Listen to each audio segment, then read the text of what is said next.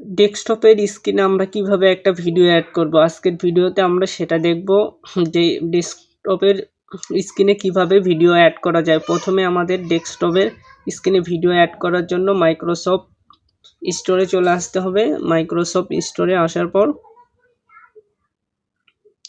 এখানে search bar পাবো, আমরা সার্চ বারে লিখব লাভলি ওয়ালপেপার। লাভলি ওয়ালপেপার লেখার পরে আমরা এখানে হচ্ছে আমাদের এই সফটওয়্যারটি ইনস্টল করে নিব। ইনস্টল করার পর সফটওয়্যারটি আমরা ওপেন করে দিব। ইনস্টল হয়ে গেলে আমরা সফটওয়্যারটি ওপেন করব। ওপেন করার পর আমরা এরকম একটা ইন্টারফেস দেখতে পারবো। তারপর আমরা এখান থেকে আমাদের সামনে এরকম আসবে। চাইলে আমরা এগুলো ওয়ালপেপার হিসেবে সেট করতে পারি। সো আমরা এখন হচ্ছে আমাদের সেই ভিডিওটি অ্যাড করব। প্রথমে আমরা এখান থেকে প্লাস আইকনে চলে আসব। ডান পাশে ওপরে হচ্ছে আমরা প্লাস আইকন পাবো। প্লাস আইকনে ক্লিক করে আমরা এখানে অ্যাড করে নিব, ভিডিওটা অ্যাড করব। প্লাস আইকনে ক্লিক করার পর এখানে হচ্ছে সিলেক্ট অ্যাড ওয়ালপেপার পাবো। অ্যাড ওয়ালপেপারে ক্লিক করব।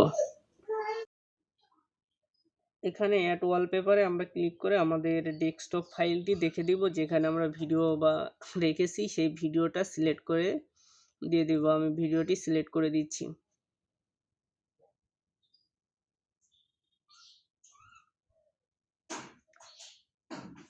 ভিডিওটি আমরা ওপেন করে দিব।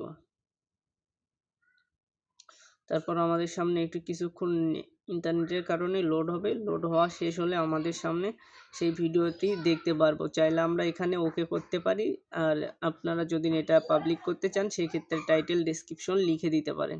আমি ওকে করে দিলাম।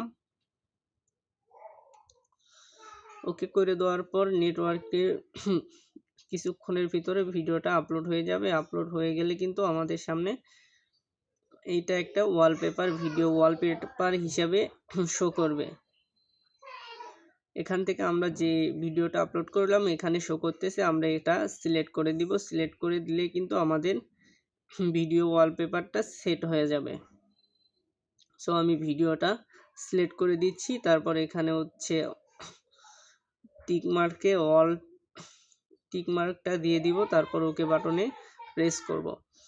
তারপর কিন্তু আমাদের ওয়ালপেপারটা সম্পূর্ণভাবে সেট হয়ে গেল। এভাবে কিন্তু আমরা সহজেই একটা ভিডিও ওয়ালপেপার অ্যাড করতে পারি। সো আমরা দেখব এখন আমাদের ওয়ালপেপার অ্যাড হয়েছে কিনা। আমাদের ওয়ালপেপার অ্যাড হয়ে গেছে।